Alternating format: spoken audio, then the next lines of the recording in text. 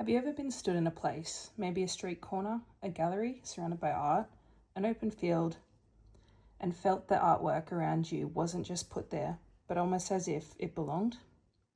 As if the space and the artwork were communicating with each other, and maybe even you.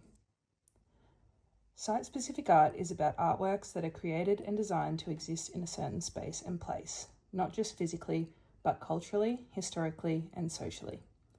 Today, our team affirms that the best work is site-specific, as it creates deeper audience engagement, draws meaning from the surroundings, and transforms both the viewer's perception and space itself. This doesn't just apply to traditional art, but also includes design, music, performances, graffiti, and even advertising. Think outside the box. Billboards tailored to city skylines, murals responding to the politics of a specific neighborhood, or even an act of culture jamming, like Booga Up, where cigarette ads were defaced to protest public health risks. Is it just vandalism, or is it one of the most direct forms of public art? Today, you'll hear from me, Sarah, and finally Declan, as we build our case of how site-specific art is not only one of the greatest, but it's irreplaceable. Beginning with premise 1, some artwork is developed with site-specificity in mind, and when taken away, the context and meaning is lost. Some artworks aren't just made to exist somewhere, they're made to belong somewhere. Their meaning is built into the environment around them. It's not just about where they happen to sit, it's about where they come from. And once you take them away from that place, the meaning begins to unravel. Let me give you an example, one that doesn't just exist in theory, but lived in history. In 1970, when Captain Cook landed in Bonteham Bay, 40 Aboriginal spears were taken from the Gweagal people. These were cultural objects, handcrafted, sacred, symbolic. Only 4 of those spears remain today, and for over 250 years they were held by the Cambridge University in the UK, in a museum behind glass.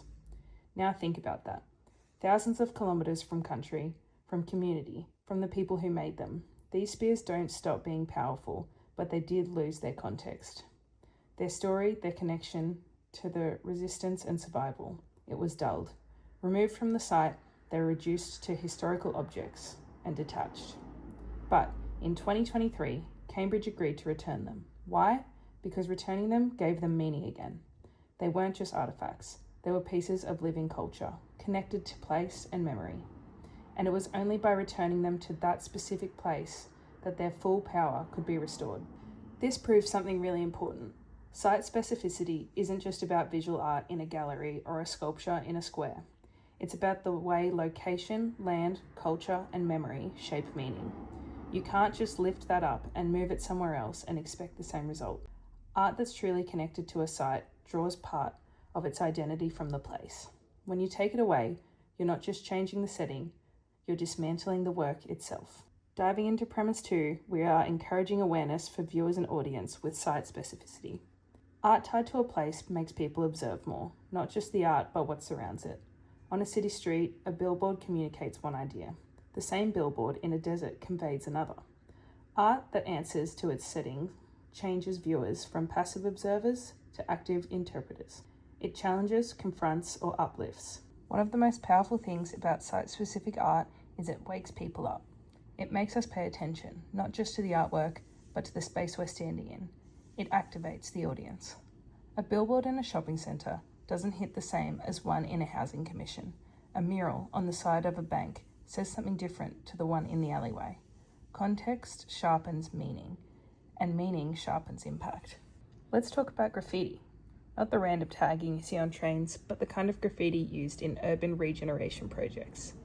There was a 2022 study that looked at graffiti artworks installed in Boseong-dong, a city in South Korea undergoing redevelopment. These weren't just decorations thrown onto blank walls, they were designed to reflect the local history, culture, music, and identity of the neighborhood. And here's what the study found. Graffiti became most powerful and even elevated to the level of public art when it was fused with cultural content specific to the place. When it reflected a unique story of the area, the audience, local residents, were able to connect to it, see themselves in it, and engage with the artwork as part of their own environment. That's what site specificity does. It creates not just art, but connection. It becomes a conversation with the space and with people who move through it. That's what happens when the site isn't just a backdrop, it's a living part of the message. We'll now be passing it to Sarah, where she will explain how art tied to a place makes people more involved. She will also show how the place itself helps define the artwork.